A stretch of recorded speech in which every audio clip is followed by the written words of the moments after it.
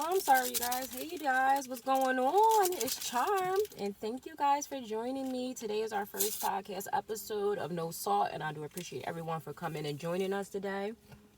Oh, shit. I got it done. I'm so upset that my thing just stopped, y'all. I'm sorry. But, I got everything still. Off everything. I'm going to put it together. Today we do have a special guest, and I do appreciate her for allowing us to record her and my hair ain't done and my makeup ain't done. So yes, this is a last minute type of thing of video recording just as well as voice recording. So please forgive us because I did bombard her on some late stuff. But I do appreciate her for allowing me to do this interview today and to be my very first guest on my very first episode of No Salt. So this is very much appreciated. But you're welcome. Thank you. So we're here with the beautiful Miss Christina Hudson from Simply Irresistible. Woo! Yes, let's get it. Yes, I'm just so excited for today.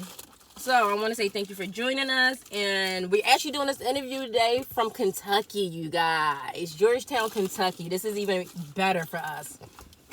So let's get into it. And congratulations on graduating from, what is the school exactly? Paul Mitchell School, Lexington. Yes, there we go. That's awesome. Congratulations. And what exactly did you graduate from Paul Mitchell? Like, what is that? I completed my 1,500 hours required for the state of Kentucky to get my cosmetology license, and next is going to obtain my cosmetology license so that not only will I be able to do my wigs and stuff under my business name as my salon, I can work on with my clients. Oh. I can do hands-on. See, that's even better. Look at you. Look at you. Let's get it. Period. So, tell me, how did a girl from Philly end up in Kentucky? Okay. My man. I mean, what else I'm supposed to say? I got here because of my man, child. Okay. We moved here in 2016. I was 7-8 months pregnant with my daughter. I want to say 7 months because that was September. So, September of 2016, we moved to Kentucky. I already knew I wasn't going to be no stay-at-home mom. I don't do shit like that. I like to make my own ends. Feel you. It's just me. I refuse to ever love a man. It's just not in my category. But for the most part, I like it. It is what it is. Everywhere you go, you're gonna deal with racism. Everywhere you're gonna go, you're gonna deal with that hating ass manager and shit like that at jobs. For sure. For the most part, that ain't what I came out here for. I already said, like, I worked in a hospital, very racist hospital, and sadly it's one of the considered top rated hospitals, and they don't understand how terrible the hospital is. But we won't go into details about that. We don't need nobody lawsuits. But for the most part, I don't know. I like what we are in Georgetown. I like what we are. It's quiet. It is what it is. You know what I'm saying? Like, you enjoy what you're gonna enjoy. And my children like it here. I had 2 kids that were born here. My oldest daughter was born in Philadelphia. So I feel like, to me, you can just make what you want to make out of where you live. Yeah. Yeah, that's true. All right, so what made you or what inspired you to really start Simply Irresistible? So, for one, I always knew I was going to create build a business to create generational wealth for my entire family. Sisters, nieces, nephews, all that including my own children. The movie came out in the 90s with Sarah Michelle Gellar. It's called Simply Irresistible.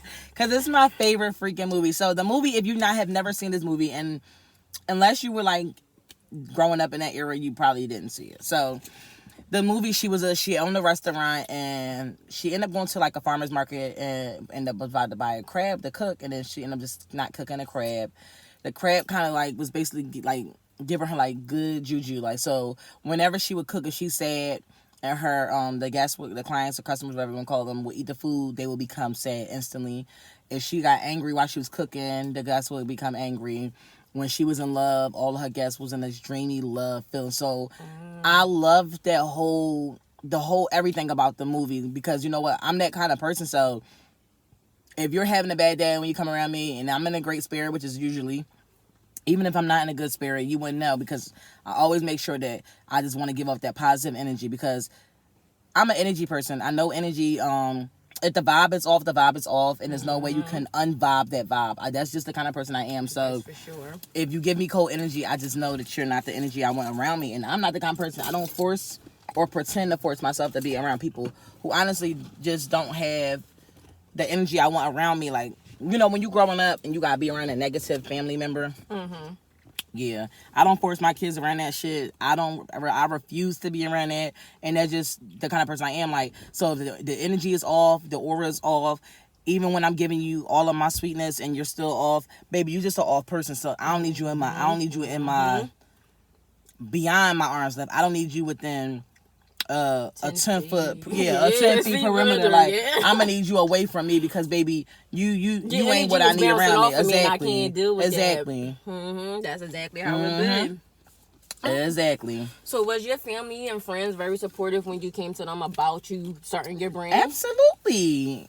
Listen, one thing I can say about having sisters and a mother, just family and friends, like, everybody knows me, know I always wanted to be something. I always want to be destined. To me, whatever I do, they know it'll be reflected on them also, because when I grow, we all grow. When I glow, we all glow. That's just the kind of person I am. My circle is very tight. My family that I'm very close with, which is my sisters, my cousins, you know, we call each other sisters. So my sisters, my parents, my children, my friends aren't called friends. They're called my cousins. So my family, we're a great family. We know we all work, but we all support each other. We all do what we got to do. So for the most part, it's like you're gonna get what you get out of it. Okay. Yeah, a little hot. It's that tea. Okay, so let's talk about the pandemic. So when the pandemic hit, how did it affect your business? It actually affected it in a good way and a bad way, like majority of businesses. For me, I refused to take the PPP, even with all that forgivable loan. I didn't want to put I didn't want to take a chance, and I just didn't want to chance that. So I kept going hard. I kept doing what I had to do. It gave me a lot of opportunity to do more photo shoots, to do more stuff that I wanted to do. I actually, you know, we went through a very trying time during this pandemic. My mother became ill, not from COVID, actually PTSD, and people don't realize the effects of depression and stress and all that. And this took a toll on my mom. All this COVID stuff, her not being able to go to work, all this stuff, she wasn't considered essential. All this took effect on my mom. Then we had another family trauma. So we just know for sure, like, it just was like, it triggered something in my mom, and it caused severe PTSD to the point where our mother is still in a nursing home. So honestly, having to finish school, I was considered an essential worker, and I was like, well, y'all don't even really have me working. Y'all could have let me go out on the fucking PUA like everybody else. So it was just a lot. Like, mentally, me and my kids, you know, we're always in the house. So that didn't bother us that we had to stay in the house. It kind of was good. I saved so much gas. I saved so much gas not having to drive to school, not having to drive to drop my kids to and from school. I saved so much gas. So I was actually, the pandemic for me was a blessing. I feel like for me it was a blessing because it would give you the opportunity that you either was going, you know, keep going, or you was going to just use it as an opportunity to crash. It was many people that was telling me, oh my God, girl, you got a business, you've been established since 2018, you need to go for the PPP. Girl, they giving out the money. I'm fine with it. I get it. But I'm just not pressed on it. Like, it's just certain stuff that I don't mind. I've been grinding for and this I whole time. Seeing so many black people, especially black people, caught up in PPP scams because people didn't have businesses, of course. They were just lying. And it was just like, I just didn't want them to even look at me. To investigate my business. And that's the sad part about it. Because I know my business legit. I just didn't even want them to fucking look at me. Child. But financial wise, it was like an up and down. Like, it didn't bother me because, like I said, for me, my business is more than about just making money. Making money is a great part of the business, but it's more about making people understand where I'm coming from. Like, I understand where you're coming from. Right. So I noticed a lot of the companies that was, I had to unsubscribe from so many, sending emails, like stuff like that. We know it's the pandemic, use 20% off, baby. How about just not even promoting to spend nothing, okay? True. We don't know who was on their last dollars. I know there's plenty of people that I had reached out to, and I brought them kids a pack of diapers. I'll ship it to their house or something. Like, it was that bad. And for me, just because I don't broadcast stuff on my business websites, or I just don't post it ever, I'm always helping people when they're like constantly like hitting me up, and I'm like, you know what? If I got it, I'll extend it.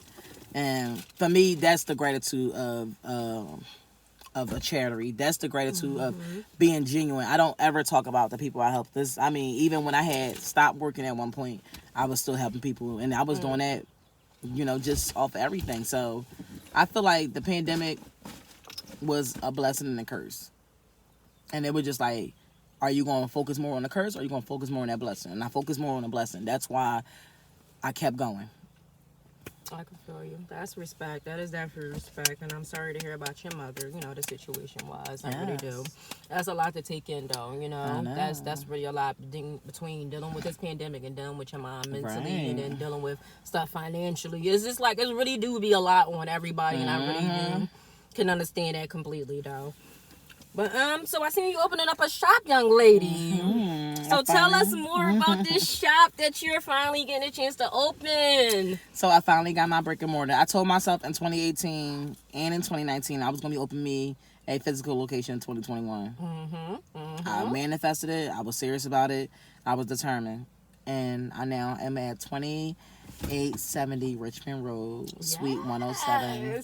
So what's up with this business shower? We got to get more business showers going out here anyway. So let's start this. Everybody has baby showers. Everybody is donating to people baby showers, but nobody ever donates to people with business showers. The business shower is just to help a person who's launching a business. Even though I'm established, it's to help me now that I have a physical location.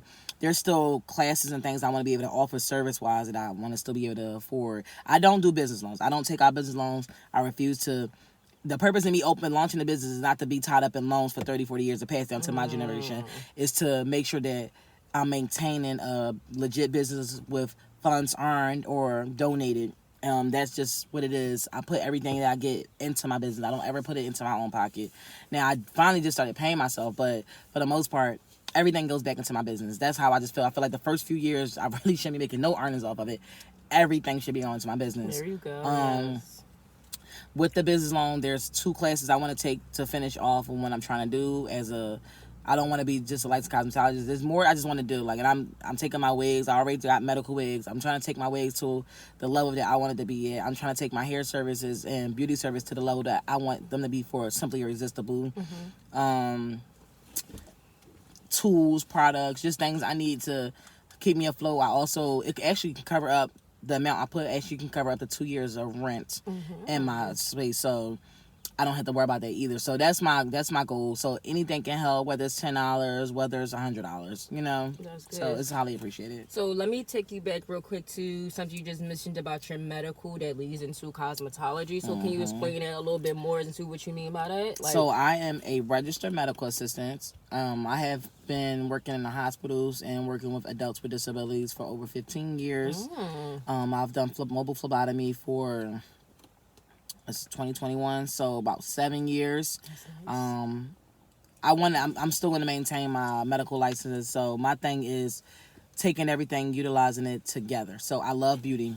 I love the medical field. So everything I'm doing is focusing on now the health and beauty in the medical field. There's people that I've worked with, clients-wise, they never had their hair done. They never had makeup done. They never had this. People never took them to see this. So me becoming a licensed trichologist and also offering micro scalp pigmentation, that's what I'm trying to have as my luxury services for people who are suffering from those issues such as hair loss.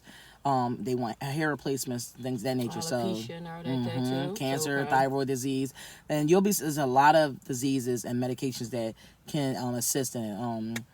Alopecia is really bad. You have areata alopecia. There's so many different forms of alopecia. There's so many different forms of hair loss. There's so many different forms of it's so much. Like it's a lot to learn. It's a lot, and I'm like, that's what I want to specialize in. Like I said, I don't want to just be your average hairstylist. I want to do that, but I also want to do more. So I do beauty service. I already do makeup. I'll be doing semi-permanent makeup, permanent makeup, semi-permanent hair replacement, permanent hair replacements, all them things in that nature. So that's why the classes I want to take so I can be able to offer those services and be legally registered. There's also something I'm doing for my business, but I can't talk about that. I just want to, once I hear it back from state board and it's a fucking rap, listen. Yes, listen, excuse me from cursing, but y'all don't understand, like, I'll be making moves I'll be making moves. I may not talk about anything. I may not do anything, but baby, I'll be making moves, and I'm damn proud of myself, okay? I'm proud of you too, young lady. Yes, let's go. Thank you. All right, so what is it that you all do at your new shop that's coming once you get your certifications? You said what all of me what? What is all your services that's going to be like? So I'll be doing makeup. I'm already a licensed lash technician, so of course lashes, makeup. Dang, forgot to get the stuff I was there. Lashes, makeup, hair services, hair replacement services. I'll be helping people with different regimens and trying to help their hair healthily and naturally grow back in. I definitely will be focusing on natural hair. I have children, you know, we're natural over here. We don't do relaxers. I know how to do relaxers, but we don't do relaxers. Even in these wigs and weaves, we are very natural. We take care of our natural hair. So that's my goals, and just to maintain. Mm-hmm. I just want to be able, like I said, where I'm located at. There's no reason I shouldn't be offering luxury service. My salon is in a very beautiful suite. It's in a very beautiful salon. And to just not offer the luxury that is deserved is just like, I'm short-timing myself, you know? Hey, there you go. Well, Ms. Chris Hudson, I say Chris Hudson. Miss Hudson actually has to go because she got to, you know, she on a time limit. And I do appreciate her for taking her time out today for interviewing with me today in our show of No Salt. Yes. You know, I do appreciate you for coming in, Chrissy. Can you tell everybody your tags though? Because even though I'm gonna put in a link also in the caption, can you just let everybody know where to reach you at officially, like to order your hair, where we can reach you at for, like, you know, just to check out your page and wise. Yeah, okay. Book your appointments. So my website is SimplyIrresistible. It's www.SimplyIrresistible.shop. That's SIS. I said SIS, child. SimplyIrresistible.shop. My Instagram handle is __simply_irresistible__. My Twitter is _S_irresistible. My Facebook, you can actually just type in Simply Irresistible Beauty Ltd, because I'm a limited liability company. So you guys can look me up.